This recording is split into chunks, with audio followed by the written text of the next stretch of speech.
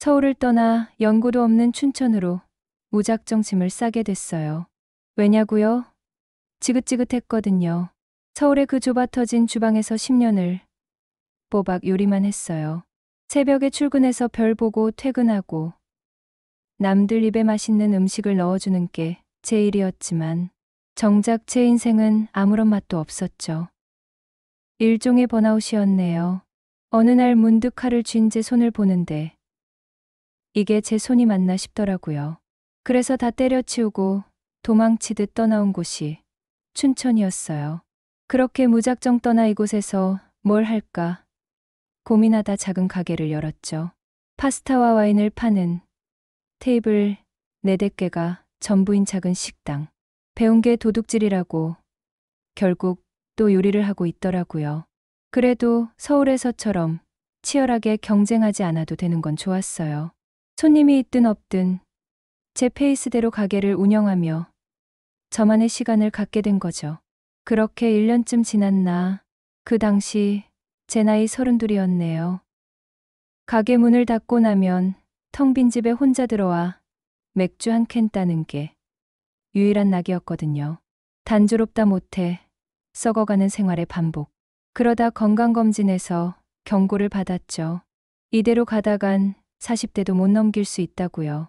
그날 이후로 운동을 해야겠다고 결심했고 춘천의 그 아름다운 자전거 길이 눈에 들어오기 시작했어요. 처음엔 30만 원짜리 하이브리드 자전거를 사서 의아모 주변이나 탔죠. 한 2개월 정도 탔나. 이게 자전거 타는 사람들은 다 알겠지만 결국엔 장비 싸움이더라고요. 도로를 쌩쌩 달리는 로드 자전거들을 보면 괜히 제 자전거가 초라해 보이고 저 사람들은 얼마나 가볍게 달릴까 부러워지잖아요. 그래서 인터넷으로 이리저리 알아보다가 춘천 지역의 한 자전거 동호회에 가입하게 됐어요. 2바퀴로 그리는 풍경. 이름 한번 서정적이죠. 처음으로 주말 번개 라이딩에 참석하게 됐네요. 흔히 말하는 샤방 라이딩이라길래 만만하게 보고 나갔죠. 와. 근데 무슨 다들 최소 수백만 원짜리 카본 프레임에 전문가용 장비를 풀세트로 갖추고 나타났더라고요. 제 하이브리드 자전거는 마치 경차들 사이에 낀 자전거 같았죠. 하현자 타임이 제대로 왔어요. 그날 이후로 고급 자전거에 대한 뽐뿌가 미친 듯이 오기 시작했고요. 어차피 가게 하면서 모아둔 돈도 제법 있었겠다. 바로 정보 수집에 들어갔어요. 제 성격이 한번 꽂히면 끝을 봐야 해서 일주일 만에 모든 걸 결정하고 풀카본 로드 자전거에 클릿 슈즈, 저지까지 완벽하게 세팅을 마쳤죠. 여기서 그녀가 등장을 하게 됐네요. 동호회 단톡방에선 꽤나 유명한 사람이었어요. 닉네임 지선. 동호회 회장이기도 했고 라이딩 코스를 짜거나 초보자들을 이끌어주는 리더 역할을 하고 있었죠. 저는 그저 눈팅만 하는 유령 회원이었고요. 새 자전거를 받고 처음으로 단톡방에 용기를 내어 글을 남겼어요. 안녕하세요. 신입 제아입니다. 이번에 로드로 기변했는데 클릿 슈즈가 처음이라 자꾸 넘어지네요. 혹시 팁 같은 게 있을까요? 몇몇 회원들이 산파링은 국룰이죠. 같은 농담을 던질 때였어요. 제아님. 처음엔 다 그래요. 평지에서 한쪽 발만 끼우고 출발하고 멈추는 연습을 충분히 해보세요. 시선은 발이 아니라 정면을 보고 멈추기 3초 전에 미리 뺄 준비를 하는 게 중요해요. 넘어지는 걸 두려워하면 몸이 경직돼서 더 위험해요. 고요한 단톡방에 울리는 전문가의 목소리 같았죠. 그날 이후로 그녀는 제게 몇 가지 연습, 영상 링크를 보내주거나 먼저 말을 걸어주기도 했어요. 나이 차이가 꽤 난다는 건 어렴풋이 알고 있었지만 그땐 그저 고마운 동호회 회장님일 뿐이었네요. 그리고 대망의 첫 정식 라이딩 날, 새 자전거를 끌고 약속 장소에 나갔는데 심장이 터질 것 같더라고요. 막상 도로에 나가려니 너무 무서운 거예요. 차들은 쌩쌩 달리지. 저는 클릿 때문에 넘어질까 봐 불안하지. 그렇게 어버버하고 있는데 누군가 제 어깨를 툭 치더군요. 그녀였어요. 헬멧과 고글을 썼는데도 눈가의 부드러운 선이 그대로 느껴졌죠. 재아 씨, 왔네요? 자전거 멋있다. 근데 얼굴이 왜 이렇게 굳어 있어요? 긴장 많이 했나 보네. 아, 네 회장님. 솔직히 좀 무서워서요. 민폐 끼칠까봐 걱정입니다. 무슨 소리. 처음엔 다 그래요. 오늘은 그냥 내 뒤만 보고 따라와요. 다른 거 신경 쓰지 말고 페이스 조절해 줄 테니까. 할 수 있죠? 그녀는 제게 파워젤 하나를 건네며 씩 웃어 보였어요. 그 순간 이상하게 마음이 편안해지더라고요. 그날 저는 정말 그녀의 뒷바퀴만 보고 40km를 완주했죠. 그녀는 내내 백미러로 저를 확인하며 속도를 맞춰주었고 오르막에선 조금만 더 기어 낮추고 케이던스 유지라고 외쳐주었고요. 그렇게 첫 라이딩을 무사히 마치게 됐어요. 그리고 언젠가부터 우리는 자연스럽게 함께 다니는 일이 많아졌죠. 주말 정기 라이딩이 없을 때도 그녀는 제게 연락해서 재아 씨, 오늘 저녁에 시간 되면 소양강댐까지만 가볍게 탈까? 하고 물어왔어요. 제 가게가 일찍 문을 닫는 걸 아는 눈치였죠. 제가 가게를 마감하고 준비해서 나가면 그녀는 이미 집 앞에서 몸을 풀고 있었어요. 동호회에서도 소문이 나기 시작했어요. 지선 회장님 부르면 재아가 항상 세트로 따라온다고 둘이 껌딱지라고들 하더라고요. 그래도 나이 차이가 15살이나 나는데 누가 이상하게 보겠어요. 그녀는 47, 저는 32이었으니까요. 그냥 잘 챙겨주는 좋은 누나, 잘 따르는 동생. 다들 그렇게만 생각했죠. 저 역시도 그랬고요. 그렇게 2달 정도를 같이 라이딩하며 보냈어요. 그러다 어느 날 그녀가 며칠 동안 동호회에 보이지 않았죠. 개인적인 일이 있다며 라이딩을 쉰다고 공지를 올렸어요. 근데 이상하더라고요. 늘 있던 사람이 없으니까 허전한 거예요. 퇴근하고 혼자 자전거를 타는데 재미도 없고 자꾸만 단톡방을 들락거리며 그녀가 무슨 말을 하진 않나 살피게 되더라고요. 그 3일을 못 봤는데 마치 한 달은 못 본 것 같은 기분이었어요. 그녀 역시도 그랬나 보더라고요. 돌아온 날 저녁 그녀에게서 전화가 왔어요. 바이크가 아닌 차를 가지고 제 가게 앞으로 찾아왔더라고요. 재아 씨, 아직 가게 안 닫았지? 잠깐 나올 수 있어? 누나? 웬일이에요? 차를 다 가지고. 무슨 일 있어요? 아니, 그냥 며칠 못 봤더니 얼굴 보고 싶어서. 오늘은 자전거 말고 맛있는 거 먹으러 가자. 내가 살게. 그렇게 우리는 닭갈비에 막걸리를 마시게 됐죠. 참 반갑더라고요. 그때 확실히 알았어요. 아, 내가 이 사람을 그냥 좋은 누나 이상으로 생각하고 있구나. 그리고 다가온 제 생일. 춘천에 온 후로는 혼자 케이크 하나 사서 조용히 보내는 게 전부였는데 그날은 그녀가 아침부터 연락을 해왔어요. 오늘 저녁에 아무 약속도 잡지 마. 내가 맛있는 거 사줄 테니까. 제일 멋진 옷 입고 나와. 우리 가게 말고 근사한 데 예약해놨어. 뭔 일이지 하는 생각과 동시에 혹시 그녀도 나와 같은 마음인가? 하는 기대감이 피어올랐죠. 이때까진 몰랐어요. 그녀가 술에 엄청 약하다는 거려. 항상 라이딩 후엔 이온 음료만 마셨으니 서로의 주량을 알 리가 없었거든요. 그녀가 예약한 레스토랑에서 저는 생전 처음 보는 고급 와인과 함께 근사한 저녁 식사를 대접받았어요. 그리고 선물이라며 작은 상자를 내밀었죠. 자전거용 GPS 속도계였어요. 제가 얼마 전부터 갖고 싶다고 노래를 불렀던 거였죠. 누나, 이걸 어떻게 너무 고마워요. 진짜. 생일 축하해. 재아야. 춘천 와서 그래도 잘 지내는 것 같아서 보기 좋고. 너랑 자전거 타는 시간이 요즘 내 제일 큰 즐거움이야. 와인이 몇 잔 들어가자 분위기는 무르익었고 우리는 서로에 대한 감정을 조금씩 털어놓기 시작했어요. 물론 저 혼자만의 착각은 아니더라고요. 결국 알쓰인 그녀는 와인 세 잔에 얼굴이 새빨개져서는 제 어깨에 기댔어요. 비틀거리는 그녀를 부축해 차에 태웠고 그녀의 집 대신 우리 집으로 향했죠. 분명 취했는데도 집에 들어서자 나 씻고 나올게 라며 비틀거리며 욕실로 향하더라고요. 당황스럽긴 했지만 오랜만에 느껴보는 이 설렘과 긴장감에 이성의 끈이 아슬아슬하게 매달려 덜렁거리는 느낌이었네요. 물론 그날 밤 우린 함께였죠. 그날부터 동호회는 철저히 비밀로 하고 사귀기로 했어요. 47이라는 나이가 믿기지 않을 만큼 그녀는 참 아름다웠거든요. 꾸준한 운동과 자기 관리로 다져진 몸, 세월이 만들어준 지혜와 여유로움까지. 첫 관계는 기억도 잘 안 나요.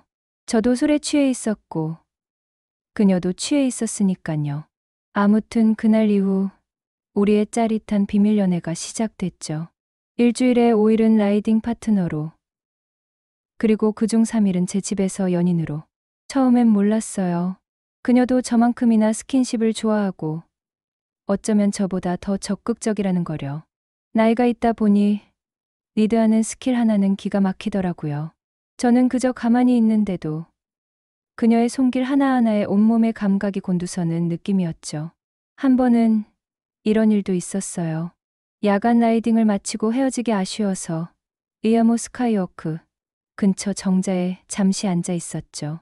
밤 12시가 넘은 시간이라 주변엔 아무도 없었고 호수는 칠흑 같은 어둠에 잠겨 있었거든요.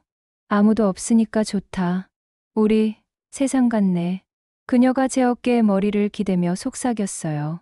그러다 정자 기둥에 몸을 숨긴 채 우리는 한참을 그렇게 서로를 탐했죠. 혹시라도 누군가 지나갈까봐 불안하면서도 그 스릴이 오히려 우리를 더 흥분시켰고요. 미안. 내가 너무 급했나? 근데 너만 보면 참을 수가 없는 걸 어떡해. 그녀는 숨을 헐떡이며 해맑게 웃었어요. 그 모습이 어찌나 사랑스럽던지. 그렇게 우린 춘천의 아름다운 길 위에서, 그리고 아무도 모르는 우리만의 공간에서 비밀스러운 사랑을 뜨겁게 키워나갔어요. 안녕하세요. 올해 32살 미혼남이에요. 저는 고등학교 졸업하고 무작정 서울로 상경해 요리를 배웠어요. 처음엔 중국집부터 시작했죠.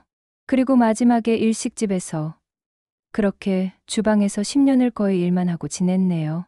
왜냐고요? 저는 고아거든요. 7살 때 아버지, 어머니가 사고로 돌아가셨거든요. 이후 할머니 밑에서 자랐는데 할머니도 제가 군대 있을 때 돌아가셨고요. 세상에 혼자 남겨졌죠. 가까운 친척도 없었고 그나마 있던 친척들은 절 반가워하지도 않더라고요. 그래서 주방에서 일하며 번 돈은 거의 다 저축을 했던 것 같아요. 그러다 사귀던 여자친구와 헤어지게 된 거죠. 오빠, 고아였어? 왜 말 안 했어? 진작에 말했더라면 안 만났을 수도 있었잖아. 충격이었죠. 고졸 출신의 고아라니. 여자친구도, 그 집, 어른들도 저를 딴 세상 사람처럼 대하는 걸 보고 사는 게 참 더럽다는 걸 깨닫게 됐어요. 그러고 서울 생활을 정리하고 무작정 춘천으로 내려오게 된 거예요. 그렇게 시작한 자전거는 제 유일한 활력이자 행복이었거든요. 그러다 15살 연상인 그녀를 만났네요. 처음엔 별 생각 없었어요. 하지만 나를 살뜰히 챙기는 모습을 보고 엄마 같단 생각이 들더라고요. 난생 처음 겪어보는 느낌이었죠. 그러면서 점점 여자로 보이기 시작한 거예요. 그러다 생일날 할머니가 끓여주던 미역국 이후 내 생일을 챙겨준 건 그녀가 처음이었거든요. 감동 그 자체였네요. 그 순간이 참 좋았어요. 너무나도 행복했거든요. 순간 그녀를 내 사람으로 만들고 싶단 생각을 잠시 했었고요.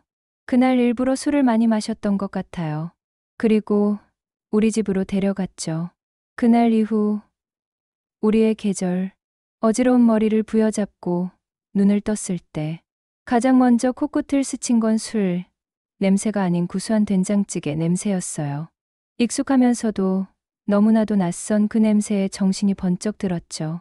옆을 돌아보니 그녀는 없었고요. 대신 곱게 개어진 그녀의 외투와 가방이 머리맡에 놓여 있더라고요. 거실로 나가자 좁은 부엌에서 분주하게 움직이는 그녀의 뒷모습이 보였어요. 내 작은 투룸에 내 주방에 다른 사람이 서 있는 풍경. 그것도 그녀가 심장이 쿵 하고 내려앉더군요. 어젯밤의 일이 파편처럼 머릿속을 스쳐 지나갔거든요. 술 기운을 핑계로 그녀의 손을 잡고 집으로 이끌었던 일. 비틀거리는 나를 부축해 침대에 눕히고 이마에 열을 짚어주던 다정한 손길까지. 그 이후의 기억은 희미했지만 분명 나는 선을 넘는 행동을 했을 터였으니깐요. 누나. 나직이 부르는 목소리에 그녀가 화들짝 놀라며 돌아보더군요. 일어났네. 속은 좀 괜찮아? 북엇국이라도 끓여주고 싶었는데. 집에 북어가 없어서 대신 냉장고에 있는 걸로 대충 끓였어. 얼른 씻고 와. 밥 먹자. 그녀는 너무나도 태연했어요. 마치 매일 아침 내 밥을 차려주던 사람처럼요. 그 모습에 오히려 제가 더 안절부절 못했죠. 저는 씻는 둥 마는 둥 하고 나와 그녀의 맞은편에 앉았어요. 김이 모락모락 나는 밥과 찌개. 그리고 냉장고에 있던 밑반찬 몇 가지가 정갈하게 차려져 있었네요. 할머니 이후로 누군가 차려준 아침밥은 처음이었거든요. 누나, 어제 제가 정말 죄송해요. 술에 너무 취해서. 푸으흐. 내 사과에 그녀가 웃음을 터뜨렸어요. 뭘 죄송해. 어제 너 엄청 귀여웠는데. 계속 나보고 엄마 같다 그랬다가 예쁘다 그랬다가 아주 난리도 아니었어. 그리고 너 어제 나한테 고백했어. 기억 안 나? 심장이 멎는 것 같았네요. 전혀 기억나지 않았거든요. 그녀는 숟가락을 들어 내 밥 위에 잘 익은 두부를 얹어주며 말을 이었어요. 나 없으면 안 될 것 같다고. 평생 옆에 있어 달라고. 아주 눈물 콧물 쏙 빼면서 붙잡더라. 그래서 내가 알았다고 했어. 옆에 있어 주겠다고. 그녀의 눈은 웃고 있었지만 그 속에는 따뜻한 온기가 가득하더군요. 그 온기에 나는 차마 고개를 들 수 없었어요. 내 지난 상처와 서러움이 술기운에 터져나와 그녀를 붙잡고 늘어졌던 모양이에요. 부끄러움과 미안함, 그리고 알 수 없는 안도감이 뒤섞여 밥이 넘어가지 않았죠. 일단 밥부터 먹어. 어젯밤 일은 술김에 한 소리일 수도 있으니까 없던 일로 해줄게. 부담 갖지 마. 그녀는 내 마음을 꿰뚫어 보기라도 한 듯 먼저 선을 그어주었어요. 하지만 나는 그 말이 더 아프게 들렸네요. 없던 일로 하고 싶지 않았으니깐요. 그날 이후 우리는 조금 어색해졌어요. 자전거 동호회에서 마주쳐도 예전처럼 살갑게 대하기가 어렵더라고요. 그녀는 평소처럼 나를 챙겨주려 했지만 제가 먼저 슬금슬금 피했거든요. 내 마음이 진심이라는 걸 어떻게 전해야 할지, 15살이라는 나이 차이와 내 초라한 배경을 그녀가 정말 아무렇지 않게 받아들일 수 있을지 자신이 없었죠. 그렇게 며칠 혼자 소가리를 하고 있을 때 그녀에게서 문자가 왔어요. 이번 주말에 소양강댐 쪽으로 자전거 탈까? 둘이서만. 심장이 다시 뛰기 시작했네요. 저는 망설임 끝에 좋아요라고 답장을 보냈어요. 약속한 주말, 우리는 나란히 페달을 밟았죠. 어색한 침묵 속에서 들리는 건 숨소리와 체인 돌아가는 소리뿐이었어요. 한참을 달리다 강이 보이는 벤치에 앉아 숨을 골랐고요. 그녀가 먼저 입을 열더라고요. 너 요즘 나 피하는 거 알아? 아니에요. 아니긴. 딱 봐도 알겠는데. 그날 일 때문에 그래? 내가 부담 줬어? 아니에요. 절대 그런 거 아니에요. 나도 모르게 목소리가 커졌죠. 그녀가 동그랗게 눈을 뜨고 나를 바라보더군요. 이제는 말해야 했어요. 더 이상 비겁하게 숨고 싶지 않았거든요. 그날 술김에 한 말 아니에요. 전부 진심이었어요. 누나 처음 만났을 때부터, 아니, 어느 순간부터 계속 누나만 보였거든요. 근데 자신이 없었어요. 저는 내세울 거 하나 없는 고아에 고졸 출신 요리사고 누나 옆에 서기엔 너무 부족한 사람이니깐요. 내 고백에 그녀는 아무 말 없이 나를 바라보았어요. 그 눈빛이 꼭 왜 그런 생각을 해? 라고 말하는 것 같았죠. 예전에 만났던 여자친구한테 그런 이유로 차인 적이 있어요. 그때 세상이 무너지는 것 같았거든요. 누구에게도 환영받지 못하는 내 인생이 너무 서러워서. 그래서 누나한테도 상처가 될까봐. 나 때문에 누나까지 손가락질 받을까봐 무서웠어요. 결국 눈물이 터져 나왔네요. 32살이나 먹은 남자가 여자 앞에서 꼴사납게 울고 있었으니깐요. 그때 그녀의 손이 내 눈물을 닦아주었어요. 바보네, 너. 그녀는 부드럽게 웃으며 말했어요. 내가 고아인 거, 고등학교만 나온 거. 그게 나랑 무슨 상관인데? 나는 그냥 너라는 사람이 좋은 거야. 묵묵하게 자기 길 걸어온 것도 멋있고, 외로움 속에서도 꿋꿋하게 버텨온 것도 대단하고, 가끔은 어린애처럼 기대고 싶어 하는 모습도. 그냥 다 좋아. 다른 사람이 뭐라고 하든 무슨 상관이야. 우리는 우리만 보면 되는 거지. 그녀의 말 한마디 한마디가 내 오랜 상처의 새살을 돋게 하는 연고처럼 스며들더군요. 나는 나이도 많고 너처럼 파릇파릇하지도 않아. 어쩌면 너한테 엄마 같은 느낌을 줬을 수도 있겠지. 하지만 나도 여자야. 너한테만큼은 그냥 보살펴주고 싶은 동생이 아니라 기댈 수 있는 남자였으면 좋겠어. 나는 흐르는 눈물을 멈출 수가 없었고요. 서러움의 눈물이 아닌 기쁨과 감사함의 눈물이었어요. 저는 그녀의 손을 꽉 잡았죠. 누나, 나랑 만나줄래요? 동생 말고 남자로. 그녀는 활짝 웃으며 고개를 끄덕였어요. 그래, 그러자. 용기 내줘서 고마워. 그날 이후 우리는 연인이 되었어요. 달라진 것은 많지 않았죠. 우리는 여전히 함께 자전거를 탔고 맛있는 음식을 먹으러 다녔으니깐요.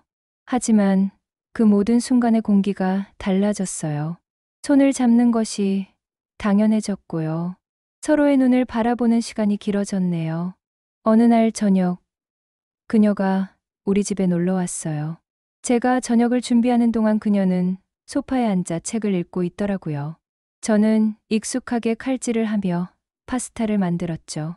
한때는 생존을 위해 돈을 벌기 위해 섰던 주방이 이제는 사랑하는 사람을 위해 요리하는 행복한 공간이 되어 있었거든요. 자기야, 뭐 도와줄까? 그녀가 다가와 뒤에서 나를 살며시 끌어안았어요. 등 뒤로 전해지는 그녀의 온기에 마음이 평온해졌죠. 저는 뒤를 돌아 그녀의 이마에 가볍게 입을 맞췄고요. 아니, 거의 다 됐어. 앉아서 기다려요. 세상에서 제일 맛있는 파스타 해줄게. 나는 자기가 해주는 건 다 맛있어. 라면만 끓여줘도 행복할 거야. 우리는 마주보고 웃었어요. 식탁에 앉아 함께 저녁을 먹으며 소소한 이야기를 나누는 이 평범한 일상. 누군가에게는 당연한 것이 나에게는 기적과도 같았거든요. 밥을 먹다 문득 그녀가 물었어요. 근데 궁금한 게 있는데 왜 하필 춘천으로 온 거야? 저는 피식 웃으며 대답했죠. 당신 만나려고. 서울에 계속 있었으면 당신 못 만났을 거 아니야. 내 능청스러운 대답에 그녀가 아이처럼 웃더군요. 그 웃음소리가 제 세상의 전부가 되었어요. 저는 더 이상 세상에 혼자가 아니었으니깐요. 나를 온전히 바라봐주고 내 상처까지도 따뜻하게 보듬어주는 사람이 곁에 있었죠. 7살에 멈춰버렸던 나의 가족. 15살의 나이 차이도 무색하게 만드는 나의 사랑. 나의 연인. 그녀는 내게 할머니의 미역국이었고 어머니의 온기였으며 아버지가 주지 못한 든든함이었어요. 그리고 무엇보다 나를 세상 가장 행복한 남자로 만들어주는 단 한 사람이었네요. 우리는 그렇게 서로의 상처를 보듬고 서로의 세상을 채워주며 우리만의 계절을 천천히 하지만 따뜻하게 채워나가고 있었어요. 춘천의 햇살은 그날도 유난히 따스했고요.